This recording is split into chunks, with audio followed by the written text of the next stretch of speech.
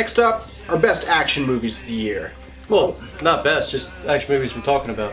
You're stressing too much on best versus not best. Everything we talk about until we get to the end is just going to be shit we liked. No, we didn't like Justice League, and we didn't like some of these movies. That's a good point. Yeah, right, that's right. Yeah. Best and the worst. I fucked up. I don't know. I want to start talking about Ghost in the Shell. You still haven't seen that one, No, right? I haven't seen it. Jake, did you see Ghost in the Shell? Not yet, no. Did you see the original Ghost in the Shell? Yeah, but I was a kid, I don't remember it. And it's I remember I liked it, but I don't remember. It's kind of a messed up movie too. You'd have to re-see that one. I liked Ghost in the Shell. So fan of the original, big anime fan. I was dying to see this movie and I couldn't see it for a while, but I think Scarlett Johansson was great. I think they did a great job with it. I don't know. They changed the story a bit, which they kind of had to. The original was very fucking confusing. They wouldn't be able to keep any new fans if they left everything exactly the same. And again, Scarlett Johansson just kicked fucking ass. I don't like that they made her wear like a nude bodysuit. Like, either make her naked or not. She was actually nude in the original. I mean, yeah, no, they just this don't was even only like PG-13. Yeah, well, then just make her wear clothes. You know, I or think make it have like screws and bolts where it doesn't look like a nude body. I think it was a good. They're trying to turn on 10-year-olds. It's kind of creepy. I think it was a good blend between what the original was and where they wanted to get to. This crossed the line pretty nicely, I think. All right, another movie I didn't see, but I wanted to see because it was pretty much would have been Nick Fury and Deadpool together, was The Hitman's Bodyguard. Hitman's Bodyguard. I liked it. It doesn't deserve any crazy high accolades, but it's exactly what you would expect going in. It's Sam Jackson and Ryan Reynolds bantering off each other in a comedy/action flick. There's not too much else to say besides that. It's enjoyable. It's not going to win any awards, though. I mean, come on. You saw Bright, though, and I haven't seen that one. Yeah, I walked at the very end. Bright reminded me of kind of the same vein as Blade. Very similar kind of movie. It's the first ever Netflix, well, the biggest budget Netflix original movie.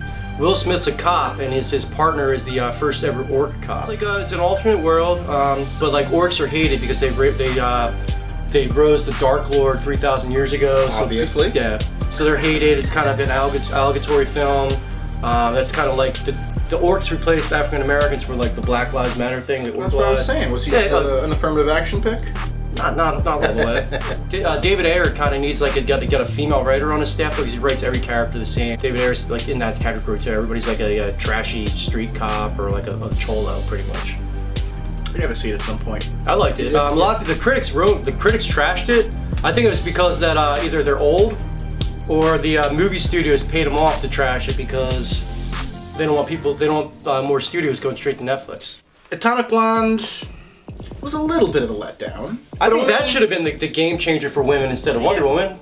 Charlize Theron kicks the shit out of like 80 guys in it. Dude. She does. She was awesome. Like Gore, like she's better than him too. She destroys him, and she doesn't have superpowers, and she did it evenly. Yeah, she was awesome. The only reason I call it a little bit of a letdown is they were making the movie out like it was going to be the female John Wick, and it was a good movie.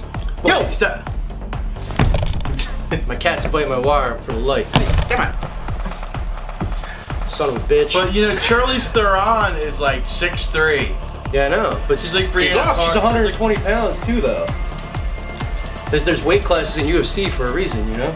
The movie was good. It kept getting compared to John Wick, and that's the thing. It shouldn't have been. It's not the same kind of movie. It's the same kind of movie. It's not. There were some cool action scenes, but it was really more of a spy versus spy movie than an out-and-out action flick.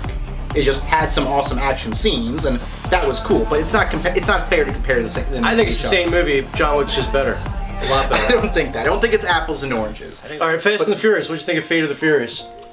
Cheesy, campy fun. I mean, it's not a good movie really. It's just a fun movie. It's campy. It's cool to have on in the background, you know. You can watch Vin Diesel have sex with the car, you know. It was cool that I knew that him and The Rock hate each other in real life, so they weren't in one scene together.